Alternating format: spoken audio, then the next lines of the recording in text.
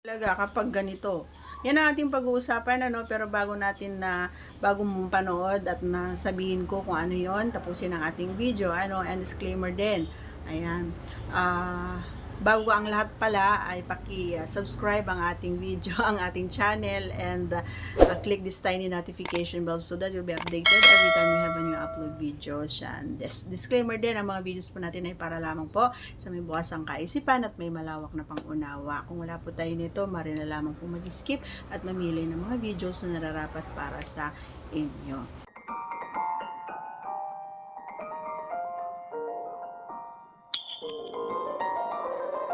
Okay. So, alam nyo mga idol, ito yung alam mo yun, pinakamadali na ginagawa natin sa ating mga kapareno, yung ilalagay natin sa baba ito. Ayan, alam nyo yan.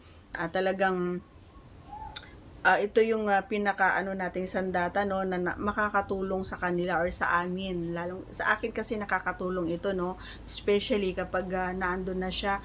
At iwasan din po natin na pumunta doon or humawak doon na marumi ang ating kamay, na mahahaba ang ating kuko. Dapat naman ay malinis. Ayan, so para hindi naman masaktan. Kasi kawawa naman sila, di ba?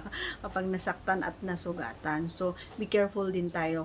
At yes, ayan, so sa pagkakataon na ito ay sasabihin ko na at aaminin ko na ito ang pinakauna na talagang nakakapagpabaha, or nakakapagpalawa sa aking baba. And ito rin minsan yung nakakatulong sa akin para mas mapadali, ayan, kumbaga yung paglabas at alam mo yon, yung hindi minsan kasi hindi ko nararamdaman yung hindi ko nararamdaman yung init. Kahit na anong gawin niya sa akin, wala akong nafe-feel, hindi ko naramdaman.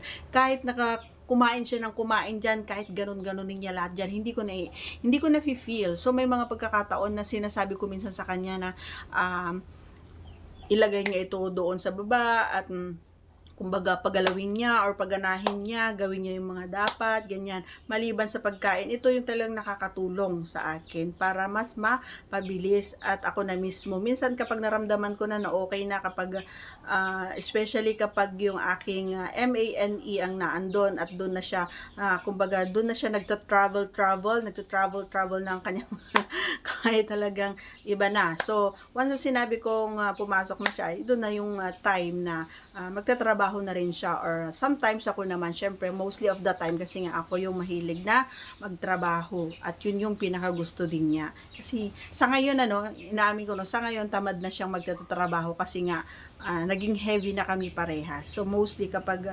nag-aaya talaga tayo ay ako na yung nagtatrabaho. And I understand naman kasi siya naman yung nagtatrabaho, ako wala, dito lang sa bahay. Okay? So that's all for today's video. Once again, if you are not yet connected, please do subscribe and click our tiny notification bell so that you'll be updated every time we have a new upload videos. Thanks for watching, everyone. See you again on our next vlog. Bye!